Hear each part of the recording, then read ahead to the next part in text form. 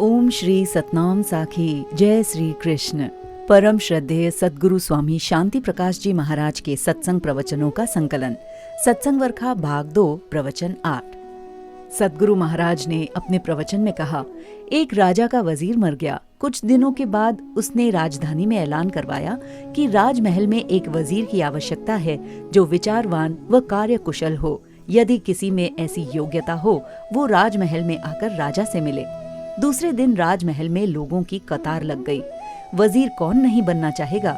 राजा ने वजीर के चयन हेतु उन सबको गौर से देखा और कहा, पहले आप लोगों से कुछ प्रश्न पूछेंगे और आपको उसका उत्तर देना होगा। उसके बाद विचार किया जाएगा। क्या ये शर्त आप सबको कबूल है? सबने हाँ कर दी। सबको पंक्तिबद्ध खड़ा कर दिया गया। एक एक करके उनको अंदर बुलाया गया।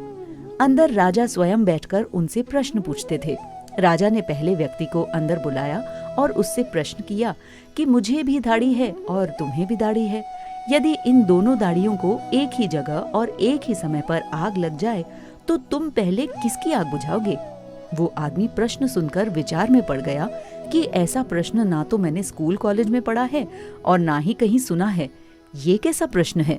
उसने कहा, महाराज, एक ही समय और एक ही जगह पर ऐसा कैसे हो सकता है? आप अपनी जगह और मैं अपनी जगह। राजा ने कहा, मानो अगर ऐसा हो जाए तो फिर तुम क्या करोगे? वो आदमी विचार करने लगा कि यदि पहले राजा की बुझाऊंगा तो मैं मारा जाऊंगा, अतः पहले अपनी बताऊं फिर राजा की।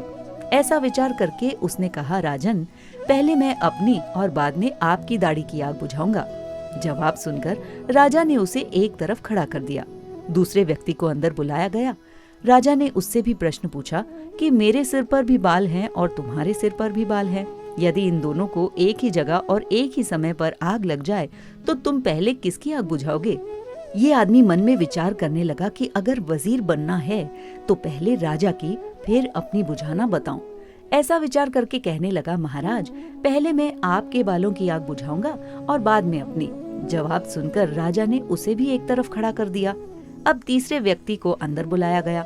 राजा ने उससे भी प्रश्न पूछा कि मेरे सिर और दाढ़ी एवं तुम्हारे सिर और दाढ़ी दोनों को एक ही जगह एक ही समय पर आग लग जाए तो तुम पहले किसकी आग बुझाओगे? ये आदमी विचारवान एवं होशियार था। प्रश्न को समझकर विचार करके कहने लगा कि महाराज, ये बात तो एकदम सरल है। ये तो बच्चों जैसा प्रश्न है। सीधी सी बात है।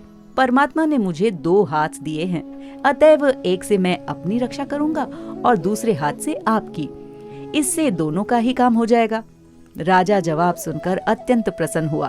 कहने लगा, शाबाश, वास्तव में मुझे तुम जैसे बुद्धिमान आदमी की ही जरूरत थी जो मेरे राज्य को अच्छी तरह चलाने में सहायक हो सके।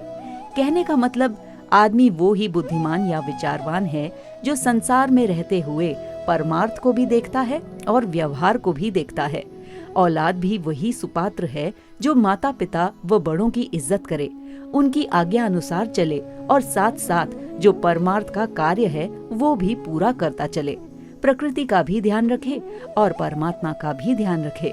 यदि आपके पास धन आदि अधिक है तो उसका भी भली भांति सदुपयोग करे। वास्तव में माया का सदुपयोग है किसी सत्कार्य में लगाना और साथ साथ अपने परिवार का भी पूरी तरह से पोषण करना। यदि माया का दुरुपयोग होगा तो माया नाराज होकर चली जाएगी। अतएव धन आदि को अपने विकास में भी लगाएं, इसमें कोई दोष नहीं है, पर साथ साथ सत्कर्मों में भी लगाएं। जैसे दान पुण्य आदि सत्कर्मों में खर्च करेंगे तो इससे दोनों तरफ से लाभ होगा। ऐसा तभी संभव होगा जब व्यक्ति की बुद्धि पवित्र व विचारवान होगी, क्योंकि जाकी जैसी बुद्धि है वैसी कहे बनाए, ताको कुछ दोष नहीं लेन कहाँ से जाए। जिसे विचार नहीं है उसे क्या दोष देंगे? तो ये विचार कहाँ से मिलेगा?